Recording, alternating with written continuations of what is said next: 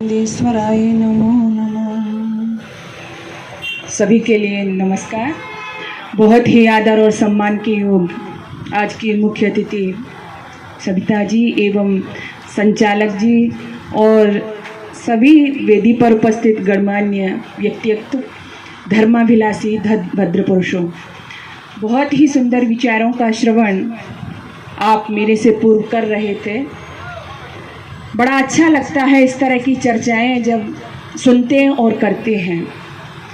इतना तो आपकी समझ में आया ही होगा, जैसा कि अभी कहा गया था कि मरने के बाद ऐसा कहा जाता है ना कि जब व्यक्ति का अंतिम समय होता है या जब व्यक्ति इस संसार को छोड़ करके जाता है तो वो अपने साथ कुछ नहीं ले जाता है। ये आपने बार बार सुना होगा कि व्यक्ति अपने साथ कुछ नहीं ले जाता है, सब यहीं रह जाता है। बात है भी ठीक, लेकिन यदि हम इसका दूसरा पक्ष देखें तो व्यक्ति साथ में ले जाता है। आप कहेंगे ऐसा तो सुना नहीं है, साथ में ले जाता है व्यक्ति। हाँ, ये ठीक है कि ये दौलत, कार, गाड़ी, बंगले, मकान, दुकान, बैंक बैलेंस ये उसके साथ में नहीं जाता है, लेकिन साथ में क्या जाता है, जैसा अभी आपने सुना, आपके अच्छे कार्य, आपका धर्म आपके साथ में जाता है और इसी के द्वारा आपको पुनर्जन्म मिलता है। तो हम जितने भी धर्म, कर्म, दान, पुण्य, यज्ञ, तप जो भी कार्य करते हैं, ये किसके लिए करते हैं कि हमारा आगे वाला जन्म ठीक मिले, हमको अच्छा मिले, भगवान की शरण में हम जाएं तो हमको शर्मिंदा नहीं होना पड़े। तो इस तरह के कृत्य व्यक्ति जब करता है वही व्यक्ति कर पाता है कि उसके मन में श्रेष्ठ भावना हो, सद आचरण की भावना हो।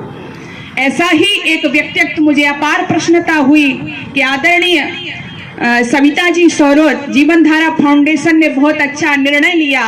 ऐसे कार्यों की आवश्यकता क्यों होती है? इनको किसी सम्मान की जरूरत नहीं है, ये लगातार कार्य करते हैं ऐसे व्यक्तित्व और आदरणीय सविता जी भी कर रही हैं। लेकिन जो सामाजिक लोग हैं, जो सामाजिक संगठन है, उनका ये उत्तरदायित्व तो बनता है कि जो हम श्रेष्ठ कार्य करते हैं समाज में जो व्यक्ति, उनको हमें प्रेरणा देनी चाहिए, उनका हमें संबल उनको प्रदान करना चाहिए। आप जब हवन करते हो ना, हवन में भाग लेते हो तो ज्यादा नहीं पता, इतना तो पता होगा, उसमें स्वाहा आहुतियां जब हम चढ़ाते हैं तो स्वाहा स्वाहा बोलते हैं। उस स्वाहा का अर्थ क्या है? उस स्वाहा का एक अर्थ ये भी है सुआह। सु कहते हैं अच्छा, आह कहते हैं बोलना। यानी हमारी समाज में धर्म कर पाते हैं ना, हम और भी कोई अच्छे कृत्य कर पाते हैं, लेकिन हमारे अड़ोस पड़ोस में, हमारे बगल में जो कोई अच्छे कार्य, अच्छे कर्म, अच्छे कृत्य करता है तो हम उसका भी मनोवर्धन नहीं करते, उसका भी उत्साहवर्धन नहीं करते हैं। तो आप ऐसा करते हैं तो स्वाहा से बिल्कुल दूर जा रहे हैं आप। इसलिए ये जो जीवन धारा फाउंडेशन ने ऐसा समारोह यहाँ पर जो आयोजित किया, उसके पदाधिकारी भी सर्वप्रथम बहुत बहुत धन्यवाद के पात्र हैं कि इससे हमको प्रेरणा मिलती है, दूसरे लोगों को प्रेरणा मिलती है। इसलिए ऐसे कृत्य हमको करने चाहिए। और मैं तो कहा करती हूँ कि जब व्यक्ति इस दुनिया में आता है, आपने देखा होगा जब बच्चा पैदा होता है तो कंडीशन क्या होती है? बच्चा जब इस दुनिया में आता है तो वो रोता हुआ आता है और परिवार के जितने लोग हैं वो क्या करते हैं? वो प्रसन्न होते हैं, हंसते हैं, खुशी मनाते हैं। तो दो लाइनें मुझे याद आ रही है। हे मनुष्य, तेरा कृत्य ऐसा होना चाहिए, जब हम जन्मे जगत में जग हासा हम रोए, ऐसी करनी कर चलो हम हासे जग रोए। ऐसी करनी कर चलो हम हासे जग रोए। ऐसी करनी हमारी कौन सी ऐसी करनी है? तो वो करनी हमारी यही है, हमारे पास जो है हम उसका दान करें, श्रेष्ठ कार्यों में उसको लगाएं। और जैसा कि आपने अभी सुना भी था, जरूरी नहीं है आप धन से ही दान करें, बल से भी दान कर सकते हैं, आप विद्या से भी दान कर सकते हैं। यानी आप में जिसकी सामर्थ्य है, आपके पास जो है, उसको आप समाज सेवा में लगाइए, मनुष्य के लिए लगाइए, क्योंकि यही आपका मित्र है और यही आपके साथ जाने वाला है।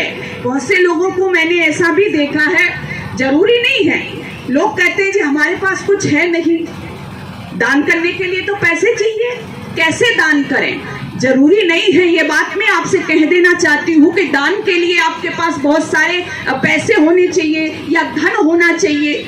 आप जितना कमाते, मान लीजिए आप 100 रुपए कमाते हैं, तो 100 रुपए में से अगर आप 10 रुपए भी दान करते हैं तो जो 1 लाख रुपए दान कर रहा है, आपका दान उससे कम नहीं है। आप अपनी आमदनी देखिए, आप कितना कमाते हैं और फिर उसमें से निकाल के श्रेष्ठ कार्यों में दान करिए। क्यों? क्योंकि वेद माता, जो वेद हमारा संविधान है, सृष्टि के आदि में भगवान ने जिसको दिया, वो वेद कहता है, हे मनुष्य, शत हस्त समाहर सहस्र हस्त संकिर। तू यदि 100 हाथों से कमा तो 1000 हाथों से दान कर। ऐसा दान का बार बार क्यों कहा गया? क्यों? क्योंकि इससे हमारा ये जन्म भी बनता है और परलोक भी हमारा बनता है। लेकिन बहुत से, मुझे एक विनोद की घटना याद आ रही है। बहुत से लोग ऐसे भी होते हैं। एक बार एक जगह ऐसे ही कथा आदि चल रही थी, तो वहां पे लोग ज्ञान दे रहे थे, बढ़ चढ़ करके दान कर रहे थे। अब उस कथा में एक कंजूस व्यक्ति आ गया। अब उसने सोचा कि लाइन लगी हुई है, सब व्यक्ति दान कर रहे हैं, उसके मन में आया कि भाई मुझे भी दान करना चाहिए। दान की बड़ी महिमा गाई जा रही थी, जैसे अभी महाराज जी बता रहे थे, हम लोग सब चर्चा कर रहे हैं। तो उसने कहा दान भाई मुझे भी करना चाहिए। अब उसने अपनी जेब में से 10 का नोट निकाला और जो लाइन लगी हुई थी, जहाँ पर जो लिस्ट में नाम लिखे जा रहे थे कि ये व्यक्ति दान कर रहे हैं, तो वो भी उसी लाइन में लग गया। अब लाइन में खड़ा हो गया, 10 रुपए कागज के रुपए थे, मुट्ठी में उसने मार के खड़ा हो गया। लाइन बढ़ती जा रही थी, लाइन बढ़ती जा रही थी। अब जैसे जैसे वो उसका नंबर आने को हुआ, उसने मुट्ठी खोल करके देखा, गर्मी का मौसम था तो थोड़ा थोड़ा उसको पसीना भी आ रहा था। जब उसको पसीना आ रहा था, उसने मुट्ठी को खोला, तो मुट्ठी को खोल करके अपने पैसे को देखता है, रुपए को देखता है और कहता है, भाई रो मत, हम तुम्हें किसी को नहीं देंगे, और 10 रुपए को फिर अपनी जेब में डाल लेता है। तो इस तरह के भी व्यक्ति होते हैं कि हमारी प्रवृत्ति बनती नहीं है, लेकिन हमें बनानी चाहिए प्रवृत्ति। मैं आपको दूसरा भी थोड़ा सा समझाने का प्रयास करती हूँ। एक बार एक भिखारी घर से निकला भीख मांगने के लिए, लेकिन जैसे ही वो जा रहा था, उसने सोचा कि पहले थोड़ा सा अपनी झोली में घर से ही डाल के चलता हूँ, क्योंकि बाहर जब लोग देखेंगे कि इसके पास पहले से ही है तो वो मुझे भिक्षा डाल देंगे। तो उसने 1-2 मुट्ठी चावल की अपनी झोली में डाल ली। अब जैसे ही बाहर निकला तो क्या देखता है कि थोड़ी ही दूरी पर चला था, एक रथ में से एक व्यक्ति उतरता है और आकर के हाथ पसारने लगता है और कहता है कि मुझे थोड़ा सा दान दे दीजिए, मुझे थोड़ी सी भीख दे दीजिए। अब उस भिखारी के आश्चर्य का ठिकाना नहीं रहा, उसे तो अभी कहीं भीख मिली नहीं थी, वो तो 1-2 मुट्ठी अपने घर से डाल करके लाया था। उसने कहा मेरे पास कहाँ है भीख, लेकिन वो व्यक्ति तो हाथ जोड़े खड़ा है, नहीं थोड़ी सी भीख दे, 1 मुट्ठी दे दीजिए। उसने कहा ना मेरे पास नहीं है इतना। आखिर में उस व्यक्ति ने कहा कि ज्यादा नहीं तो कुछ दाने ही मुझे दे दीजिए। जब इतना कहा तो भिखारी ने कुछ सोचा समझा, बोला ठीक है, और उसने वो जो उसकी जो झोली में भीख थी, चावल थे, उसमें से 10 दाने निकाले और निकाल करके उस व्यक्ति को दे दिए। सज्जनों, वो व्यक्ति कोई और नहीं, वो व्यक्ति एक राजा था। जब वो 8-10 दाने उसको दे दिए, उस राजा को दे दिए, उसने कहा बहुत बहुत धन्यवाद आपका, मुझे कल ही एक पंडित जी ने कहा था कि तुम्हारे जीवन में जो उथल पुथल हो रही है, आप जब अपने नगर से बाहर निकलो तो सबसे पहला व्यक्ति जो आपको भिखारी मिले उससे आप थोड़ा सा दान दे लेना, इसलिए मैंने तुमसे दान लिया है। वो दान लेकर के वापस अपने घर आ गया, लेकिन वो तो राजा था सज्जनों। 2-3 दिन बीते, उसने अपना दरबार लगाया और अपने मंत्रियों से कहा कि भाई इस तरह से 2-3 दिन पहले एक भिखारी से हमने 8 दाने लिए थे, उसको बुलाओ, मैं उसका सम्मान करना चाहता हूँ। भिखारी तक सूचना पहुंची, भिखारी आया, भिखारी दरबार में आया। उसके आश्चर्य का ठिकाना नहीं रहा कि जो 2 दिन पहले तुझसे भीख मांग रहा था वो कोई और नहीं था बल्कि एक राजा था। उस राजा ने कहा कि तुम्हारा बहुत बहुत धन्यवाद, तुमने परसों हमको भीख दी थी, लेकिन ये बताओ कितने दाने तुमने हमको दिए थे। वो विचार करके कहता है कि महाराज मैंने आपको 8 दाने भीख में दिए थे। बोले 8 दाने? अपने मंत्रियों से कहता है कि तुरंत इनको 8 मोहरें प्रदान की जाएं। 8 मोहरें मंत्रियों ने ला करके दे दी, लेकिन भिखारी अब पश्चाताप की अग्नि में जलने लगा। वो सोचता है काश मैंने राजा को एक मुट्ठी चावल पहले दे दिए होते तो आज मेरी दशा और दिशा दोनों ही बदल जाती। सज्जनों, मेरे कहने का भाव ये है कि ये दान कभी भी खाली नहीं जाता है। आप जितना देते हो उससे दुगुना तिगुना 4 गुना बढ़ करके आपके पास वापस आता है। केवल विचार बनाइए देने का, भाव अपने अंदर लाइए देने का। बहुत से लोग कहते हैं जी हम परोपकार कर रहे हैं, इसका फल हमको मिलेगा या हमारे संतान को मिलेगा या दूसरे को मिलेंगे। मान लो कोई भूखा है, हमने उसको भोजन खिला दिया तो उसका भला हुआ ना। लेकिन जैसा कि मैं संस्कृत की प्रोफेसर हूँ तो आपने भी सुना होगा इस भारतवर्ष में इस वैदिक वाङ्मय में बड़ा अच्छा श्लोक गाए जाते हैं। परोपकाराय फलंत वृक्षः, परोपकाराय दुहन्ति गावः, परोपकाराय बहन्त नद्यः, परोपकाराय इदं शरीरम। जो श्रेष्ठ लोग होते हैं उनका क्या भाव होता है कि वृक्ष परोपकार के लिए फल देते हैं। आप बड़े मीठे मीठे आम खाते हो, केले खाते हो, अगर केले का पेड़ ये सोच ले कि मैं केला दूसरे को नहीं दूंगा, सेब का वृक्ष ये सोच ले मैं सेब खुद खाऊंगा दूसरे को नहीं दूंगा, तो आप खा सकते हो? नहीं। इनके मन में कोई स्वार्थ नहीं है। नदियां अपना जल दे रही हैं, गाय अपना दूध देती है। वैसे ही जो परोपकारी जीव होते हैं वे बिना किसी स्वार्थ भाव के सेवा किया करते हैं, परोपकार किया करते हैं। ऐसा ही व्यक्तित्व मैंने पाया हमारी आदरणीय सविता जी सौरोद का। ऐसे व्यक्तियों की चर्चा होनी ही चाहिए सज्जनों। ऐसे व्यक्तित्व जब निकल करके आते हैं तो जरूरी नहीं है सरकारें इसके लिए काम करें। आप इस देश की दशा और दिशा को बदलने में बहुत बड़ी भूमिका रखते हो।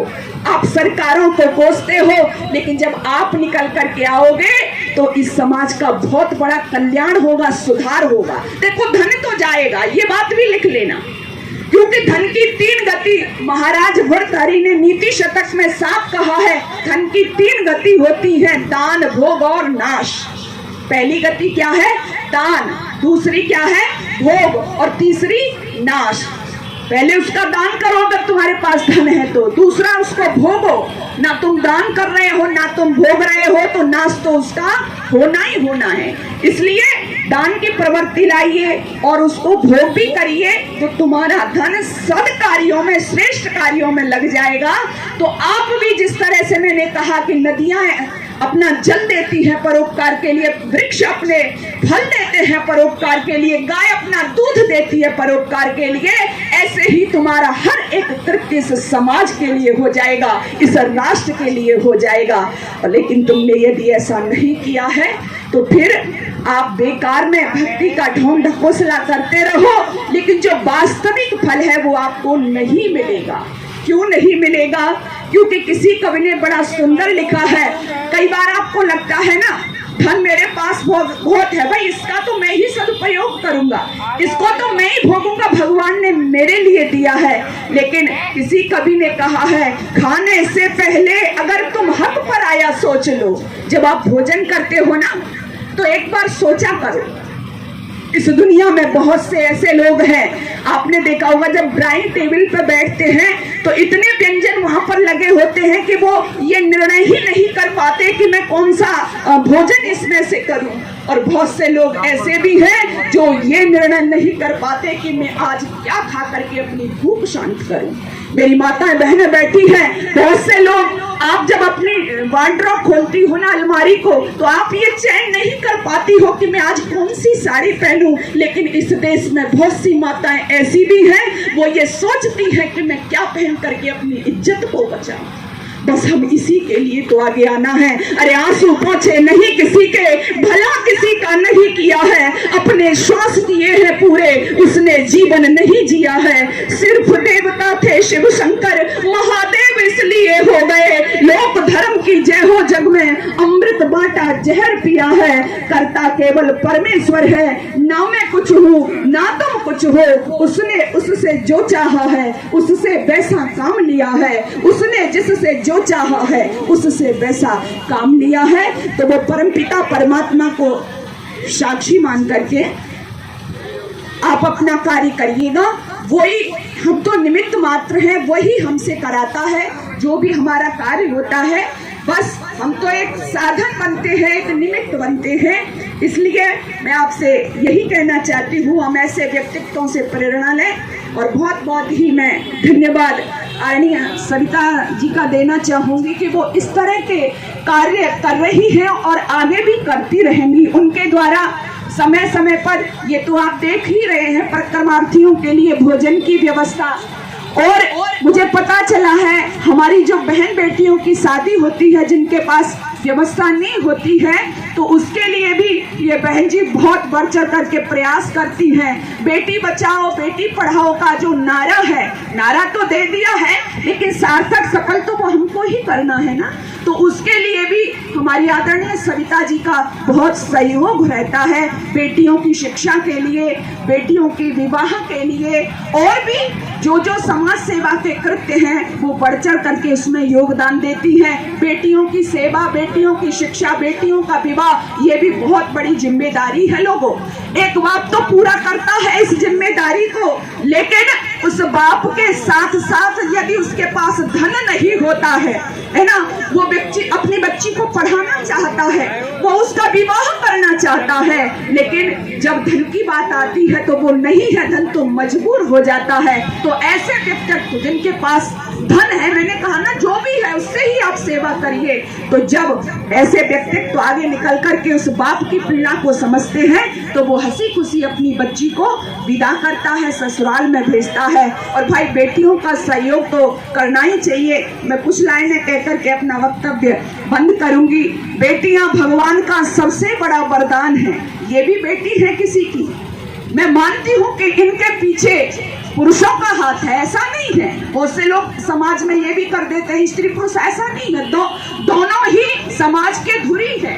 बिना एक के, पुरुष या स्त्री के, जैसे रथ दो पहिए के बिना नहीं चल सकता, समाज नहीं चल सकता, लेकिन ये भी किसी की बेटी है। और इनके मन में भाव आया, इन्होंने प्रेरणा दी कि मुझे ऐसा करना चाहिए। पति का सहयोग मिला, समाज सेवा के लिए निकल पड़ी, तो करना चाहिए। बेटियां भगवान का सबसे बड़ा वरदान है। बाप की पगड़ी है माँ का रेशमी परिधान है।